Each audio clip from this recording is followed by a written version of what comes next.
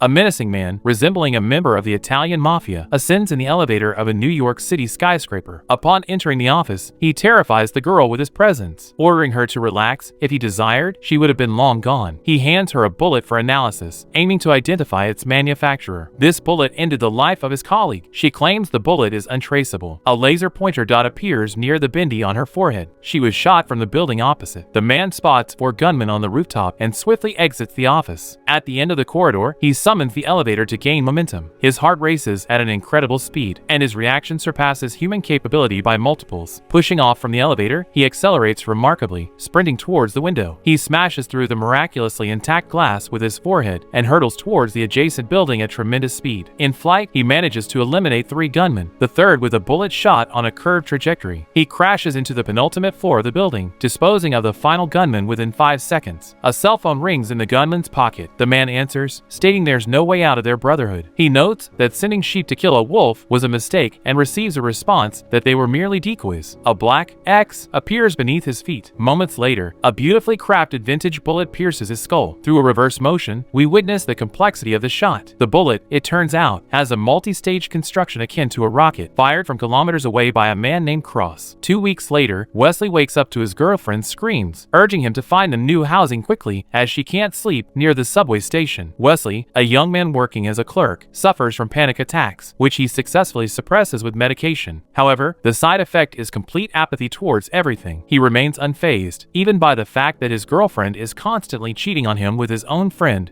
Barry. Wesley still can't get his act together to tell them both about it. The boss constantly berates him for his sluggishness at work. Wesley himself suffers from an existential crisis, constantly pondering why his father abandoned their family shortly after his birth. Once again, as the boss starts yelling at him over a report, Wesley experiences such a severe panic attack that his heart pounds like a new engine and everything around him seems to slow down. As soon as the boss leaves, Wesley immediately pops a handful of tranquilizers into his mouth and drifts off to sleep. In the evening after work, in an attempt to scrape together some cash, the guy discovers that his balance is almost at zero. After another dose of sedatives, he enters a supermarket where he notices a strange guy trailing him. It's the same Cross, the shooter who killed the man on the rooftop. Turning around, Wesley sees a girl named Fox. He feels awkward about her persistent way of communication, but the girl suddenly claims she knew his father. Wesley is skeptical, but the girl continues, stating that his father was murdered a few days ago and the killer is right behind him. She pulls out a gun and begins to level the playing field, opening fire on Cross. A shootout erupts in the store. Wesley is overwhelmed by a panic attack. He tries to flee, but the stranger restrains him. Then, after retrieving an adapter for the gun, starts shooting mirrors to deprive Cross of sight. Seizing the opportunity, Wesley rushes out onto the street. Cross, in a van, tries to catch the guy, but Fox skillfully puts him in her red Dodge, and the chase continues. Hanging out of the windshield, she fires at the van with her car. Wesley and her right leg take turns driving. Meanwhile, Wesley enjoys the view. However, the police blockade obstructs their path. Quickly assessing the situation, the girl jumps behind the wheel, sends the Dodge into a skid, the wheels hit the gutter, and the car performs a sideways flip, landing on a bus. After that, the couple continues their nighttime drive through the city. Wesley blacks out from these maneuvers. He comes on some textile factory. The guy tries to leave the premises, but all exits are blocked by people with unfriendly faces. The girl from the store appears, and Wesley desperately tries to convince everyone that he's just an office drone,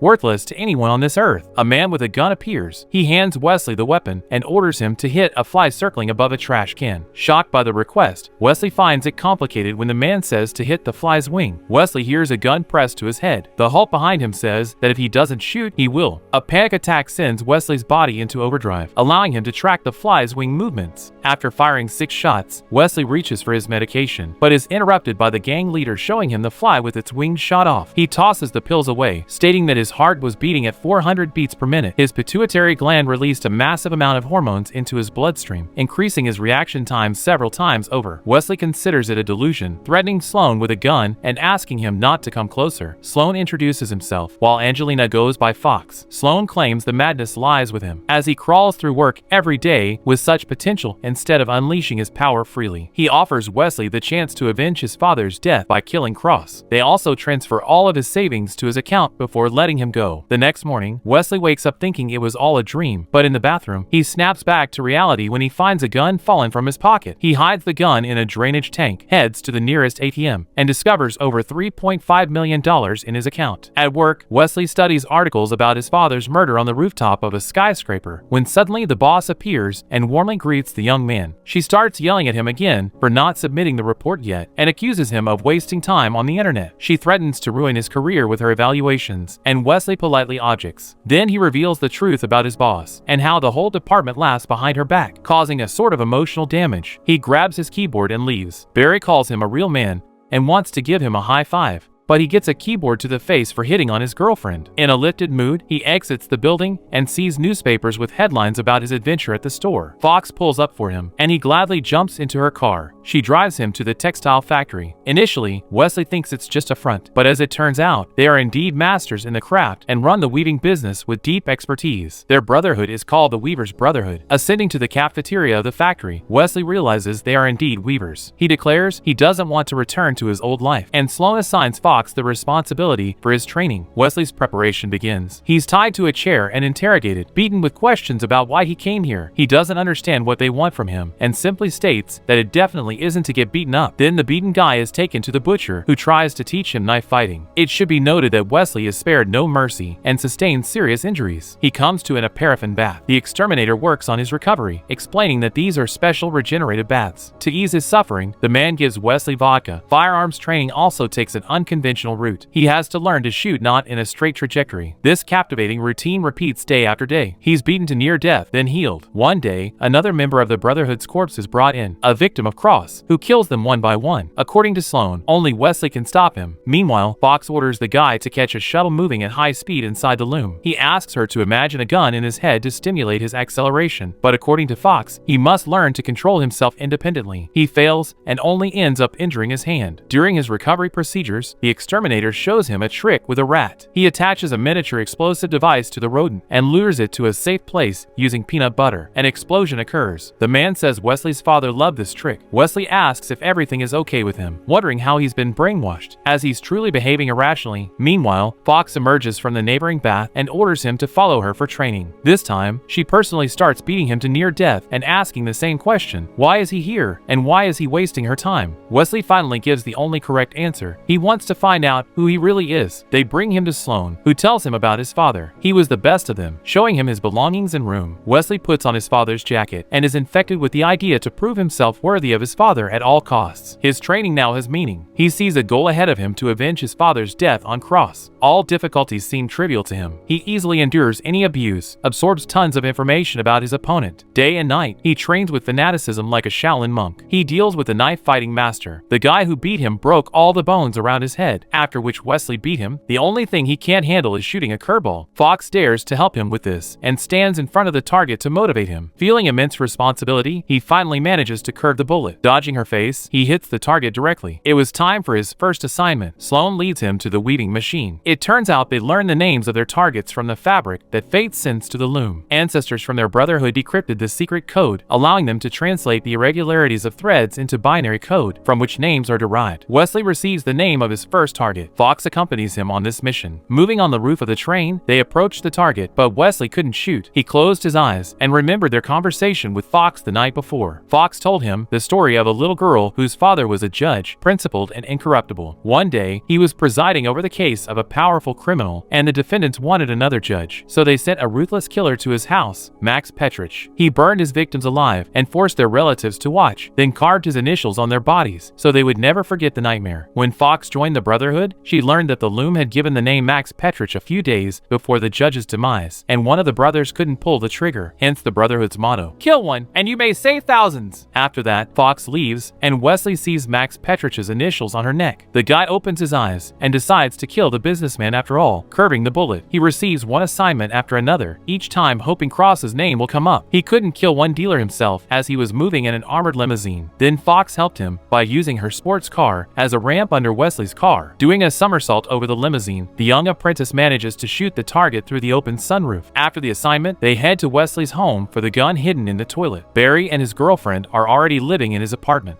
He knocks out his buddy and boldly heads to the toilet, while his girlfriend humiliates him with all sorts of insults. Fox can't stand her screams, so she decides to raise the guy's status in the eyes of his ex. She passionately kisses him, and the couple leaves. While Fox is away stealing some car, Wesley sees Cross on the street. He opened fire on him, but Cross successfully deflected his shot with a bullet. The pursuit of Cross begins, and other members of the Brotherhood join in. In an abandoned construction site, Wesley accidentally shoots the exterminator. While he is in shock from his mistake, Cross fires a bullet from around the corner, hitting Wesley in the shoulder. Wesley wakes up in the recovery room, where he sees attempts to resuscitate the Russian brother, but all in vain, and the exterminator dies. By a lucky coincidence, the bullet extracted from his shoulder, the first one that could be traced, was made by Pikvarsky. He works in a monastery in eastern Bavaria. The Brotherhood realizes it's a carefully planned trap and doesn't want to let him go alone, but Wesley convinces them that he's prepared enough. Finally, Sloan gives him a piece of fabric with Cross's name on it. When Wesley leaves, he hands Fox a piece with Wesley's name on it and orders her to kill him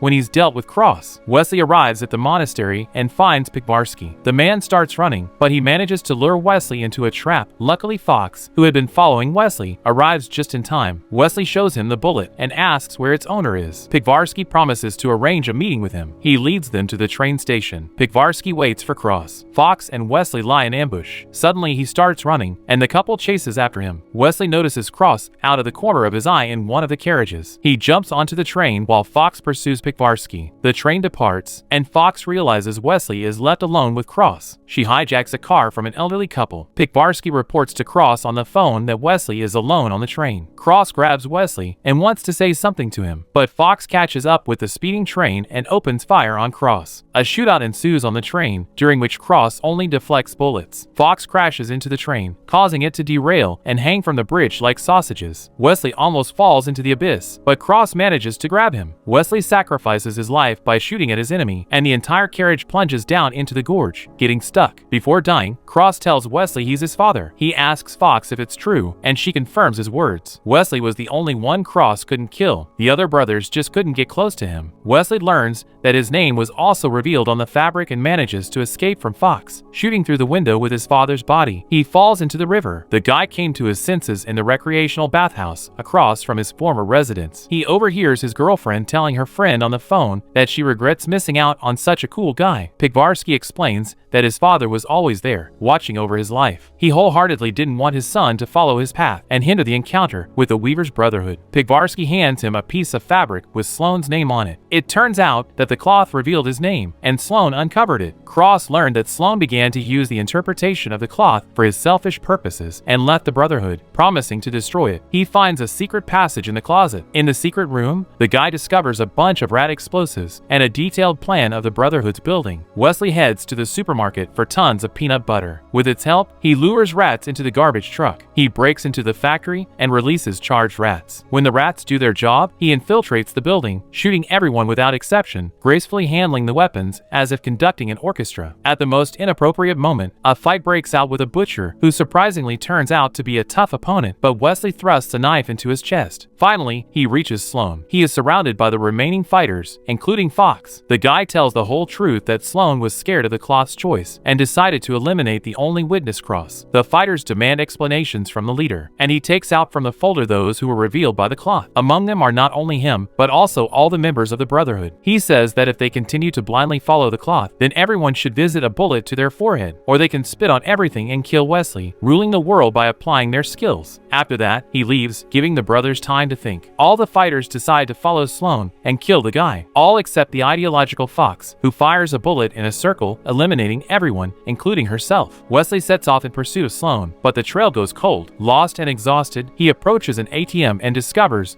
that all the money in his account is gone. A few days later in the office, everything goes on as usual for Wesley, as if nothing happened. Sloan sneaks up on him with a gun. The guy turns around, only to find out that it's not Wesley at all, just a decoy. He looks down and sees the Professor X logo made of stickers. A beautifully vintage bullet pierces Sloan's head. The reverse movement shows us the entire path the bullet took, passing through the donut of his boss, breaking through the energy drink of his friend Barry. The bullet was fired from his father's house.